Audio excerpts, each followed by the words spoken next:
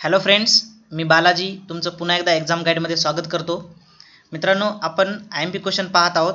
त्यातला एक व्हिडिओ आपल्या चॅनलवर अपलोड केलेला आहे आणि हा त्यातला दुसरा भाग आहे। तुम्ही जर टेलिग्रामचं चॅनल जॉईन केलं नसेल तर या लिंकवरून टेलिग्रामचं चॅनल जॉईन करून घ्या आणि ही फेसबुकची लिंक आहे।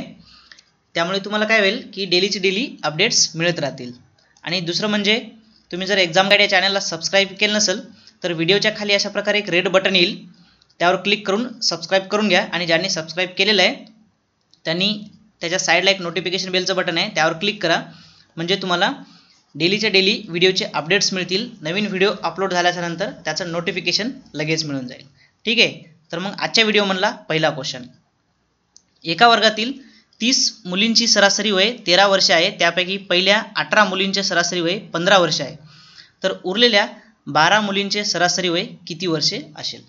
ठीक आहे, तर पहिल्यांदा क्वेश्चन प्रमाणे 30 मुलींचे सरासरी वय म्हणजे 30 गुणिले 13 वर्ष असं करायचं। तर हे 30 गुणिले 13 म्हणजे 13 39 390 आपल्याला मिळून जाईल। पुढे क्वेश्चन वाचा, त्यापैकी पहिल्या 18 मुलींचे सरासरी वय 15 वर्ष आहे, म्हणजे 18 गुणिले 15 करायचं, तर हे 270 येईल। तर आता आपल्याला उरलेल्या 12 मुलींचे सरासरी वय किती वर्ष असेल हे काढायचं आहे। ठीक आहे, म्हणजे 30 ह्या टोटल होत्या आणि 18चं आपल्याला मिळालेलं आहे, आता 12चं काढायचं आहे। तर या टोटलमधून या 18चं मायनस करायचं, म्हणजे 390 मधून 270 वजा करायचे, तर किती येईल, हे 120 येईल। आता 12 मुलींचे सरासरी वय काढायचे, त्यामुळे 120 ला 12 ने भाग द्यायचा। जर आपण याला 12 ने भाग दिला तर आपल्याला 10 वर्षे हे आन्सर मिळून जाईल, म्हणजे पर्याय दुसरा। हा दुसरा क्वेश्चन पाहूया। ए आणि बी दोघांनी एकाच ठिकाणावरून चालण्यास सुरुवात केली। ए उत्तरेकडे 3 किमी चालत गेला, नंतर उजवीकडे वळून 4 किमी चालत गेला, नंतर बी पश्चिमेकडे 5 किमी चालत गेला आणि उजवीकडे वळून 3 किमी अंतर पार केले, तर सध्या ए आणि बी एकमेकांपासून किती अंतरावर आहेत हे आपल्याला सांगायचं आहे। तर इथे पहा, या दिशा आहेत। तर आपण हा क्वेश्चन कशा प्रकारे सॉल्व्ह करू शकतो ते पाहूया।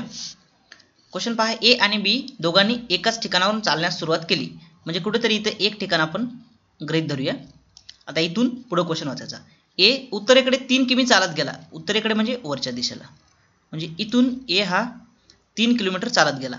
ठीक आहे, इथं 3 किलोमीटर चालला, नंतर उजवीकडे वळून 4 किमी चालत गेला।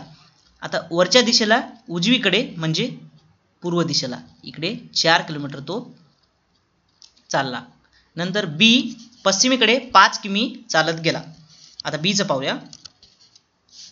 आता इथून दोघांनी एका जागेवरून चालायला सुरुवात केली होती, म्हणजे बी पश्चिमेकडे म्हणजे इकडच्या दिशेला 5 किलोमीटर चालत गेला आणि उजवीकडे वळून 3 किमी चालला, म्हणजे आता इकडच्या दिशेला म्हणजे पश्चिमेला चालते वेळेस त्याची उजवी साईड म्हणजे ही उत्तर दिशेला होईल, म्हणजे तो इथपर्यंत असा 3 किलोमीटर चालत आला। तर सध्या ए आणि बी एकमेकांपासून किती अंतरावर आहेत।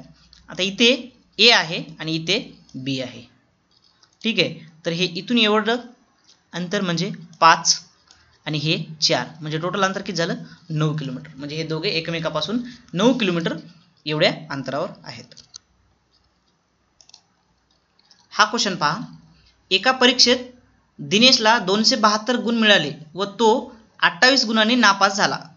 पास होण्यासाठी त्याला 40% गुण प्राप्त करायचे होते, तर ती परीक्षा किती गुणांची होती। आता दिनेश किती गुणांनी नापास झाला ते पाहून घेऊया। दिनेश 28 गुणांनी नापास झाला। ठीक आहे, त्याला मिळाले किती, 272, म्हणजे जर त्याला आणखी 28 गुण मिळाले असते तर तो पास झाला असता, म्हणजे 272 अधिक 28। ठीक आहे, जर त्याला एवढे गुण मिळाले असते तर तो पास झाला असता, म्हणजे किती, 0 1 0 म्हणजे 300। ठीक आहे, म्हणजे 300 गुण जर त्याला मिळाले असते तर तो पास झाला असता। तर आता पास होण्यासाठी किती पर्सेंट आहेत, म्हणजे पास होण्यासाठी 40% गुण प्राप्त करायचे आहेत, म्हणजे 300 गुण म्हणजे किती 40%. ठीक आहे, तर त्या परीक्षेमध्ये किती गुण होते, टोटल गुण सांगायचे. आता 40% म्हणजे 300 गुण, तर आता किती गुण म्हणजे 100%. ठीक आहे, क्रॉस मल्टिप्लिकेशन करून घ्या. 300 गुणिले 40 गुणिले 100 भागिले 40. हे 0 कटला, हे 0 कटला. 4 जर या 300ला भागितलं तर किती येईल 75. 75 हा एक 0 म्हणजे किती 750, म्हणजे टोटल गुण किती होते 750. Next question. हा क्वेश्चन पहा. अशा प्रकारे क्वेश्चन सॉल्व्ह करते वेळेस अगोदर जी शेवटची छोटी संख्या आहे त्यापासून सुरुवात करायची आहे. तर या क्वेश्चन मध्ये पाहून घ्या. इथे काय 121 म्हणजे 121चं पहिल्यांदा आपल्याला वर्गमूळ काढायचं आहे. त्याच्यानंतर जे वर्गमूळ येईल ते 38 मध्ये मिसळायचं आहे. नंतर मग या दोघांची बेरीज करून त्याचं वर्गमूळ काढायचं आहे. अशा प्रकारे हा क्वेश्चन सॉल्व्ह करायचा आहे. तर पहिल्यांदा 121चं वर्गमूळ म्हणजे किती येईल 121चं 11. हे 11 या 38 मध्ये मिसळायचे म्हणजे किती झाले 11 + 38 म्हणजे 49. तर इथं वर्गमूळामध्ये 49 आले. आता पुन्हा ह्या 49चं वर्गमूळ काढायचं म्हणजे किती आलं 7. ठीक आहे, तर आता हे एवढा भाग कॅन्सल झालेला आहे. फक्त आपल्याकडे काय शिल्लक राहिलं 7. आता हे 7 हे 722 मध्ये मिसळायचे म्हणजे किती झाले 729.